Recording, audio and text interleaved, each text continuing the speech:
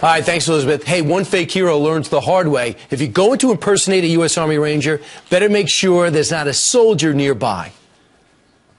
You're in 2nd Bat Rangers? Yep. There it is. Where's your combat patch at? Gave it to a little kid again. All right, why's your flag so low on your shoulder? It should be up here. Got me on that one, bud. Why don't you just admit you're a phony? You know it's illegal, right? What you're doing right now? Let me tell you something. If I was a phony, Yeah? then I wouldn't be wearing this uniform. You wouldn't? No. Because you are a phony. I just called you out on about 10 different things. This is illegal. What you're doing right now is illegal. Because you know what? I've worn that uniform, and I've had friends get killed in Afghanistan wearing that uniform. Stolen valor. Right here. Stolen valor! Wow, Sergeant Ryan Berk, the U.S. Army veteran that confronted that phony hero, is with us right now. Ryan, thanks so much for your service. Thank you, appreciate it. Set the scene for us. Looks like you're in a mall. You spot something, and what did you do? I spotted this guy in an Army combat uniform. He went into a store. I went in for a closer look because I like talking to fellow service members, see what unit they were in. And as I got closer, I noticed a couple things were off with his uniform. His flag was low, his bootlaces were untucked, the badges on his chest were kind of off-centered. So I took a step back and I just watched him talk to a little boy and kind of tell him his stories about, you know, being in the military and this and that. And as he came out of the store, that's kind of when I initially confronted him about his uniform not being properly worn. And we're hearing it. You have your iPhone? Did you have your iPhone Yes, I did. at the time? So you have your iPhone, you're taping him. Right. And then when did you realize, hey, you know, I'm going in on this, I'm going to follow through? If he had the right answers, you would have backed off, right? Correct. I mean, initially, he did have a lot of correct answers, well, could have been correct answers, but when he first approached me, I noticed his combat infantryman's badge. He had 2 stars above it, which would indicate that he served in 3 different wars, which is almost physically impossible for his age and anybody currently serving in the military. Why does it bother you so much? Well, I served in Afghanistan, and I've had several friends get seriously wounded, and a couple were killed in action who wore that same uniform, who put all that on the line and sacrificed that.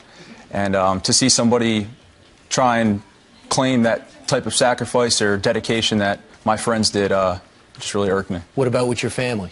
Don't you have a Correct. My grandfather served in World War II. He was also in the Army.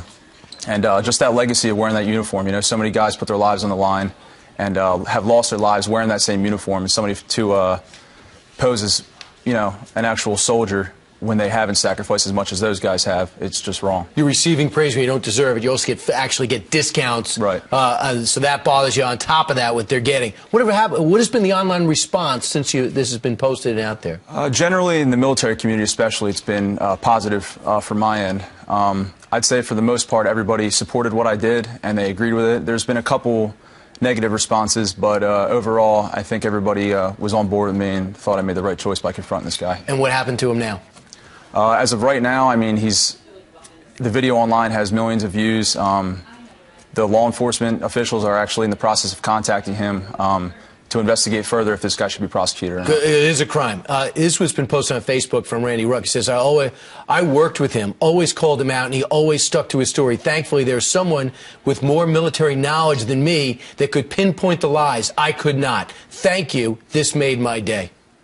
Yeah, it means a lot. I mean, like I said, there's more than just this guy walking around, you know, posing as a service member, claiming that they've sacrificed as much as some of my friends have. And, you know, I think when it's seen, it needs to be called out, and these guys need to be prosecuted. All right. So, Ryan, you dropped out of Penn State to go serve. Now you're back at Temple, ready to graduate. What do you want to do next? Hopefully law enforcement is my main goal here. So.